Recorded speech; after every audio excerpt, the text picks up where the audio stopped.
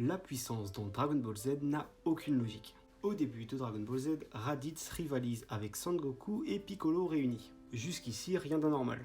Nouveau méchant, plus fort, logique. Mais ensuite, on apprend qu'un Saibaman a la puissance de Raditz. Et c'est là que ça devient intéressant. Yamcha est capable de battre un Saibaman. Oui, Yamcha pourrait battre Goku et Piccolo du début de Dragon Ball Z. Krillin, lui, carrément one-shot plusieurs Saibaman en une seule attaque. Bref, passons à Namek. Dans l'arc Saiyan, Vegeta est présenté comme l'élite des Saiyans, le prince. Mais une fois sur Namek, on apprend qu'il rivalisait autrefois avec Kiwi, un PNJ. Et face à Rikon, il se fait complètement exploser. Donc hiérarchiquement, les Saiyans ne sont pas si puissants à l'échelle de l'univers. Ce n'est pas illogique. Et là, le temps du trajet pour aller sur Namek, 6 jours, Goku s'entraîne tout seul, avec une énorme gravité, mais seulement 6 jours.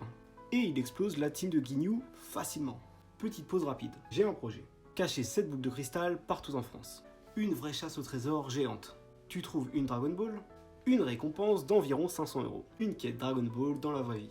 Bref, revenons à notre power scaling complètement abusé. Bon, Sangoku devient Saiyan, il bat Freezer. Freezer le tyran absolu. Mais Freezer revient sur Terre. Mirai Trunks le one-shot. Mais ensuite, les cyborgs. Surtout C17 et C18. Donc vous êtes en train de me dire qu'un scientifique de l'armée du ruban rouge est capable de créer artificiellement des êtres plus puissants que Freezer.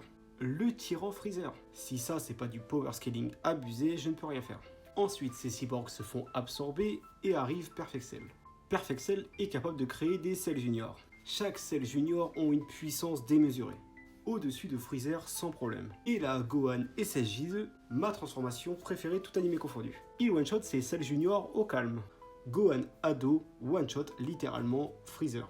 Bref, dans cette vidéo, je parle uniquement de power scaling. Ça ne rend pas l'œuvre mauvaise. DBZ reste incroyable. Mais l'escalade de puissance est complètement abusée.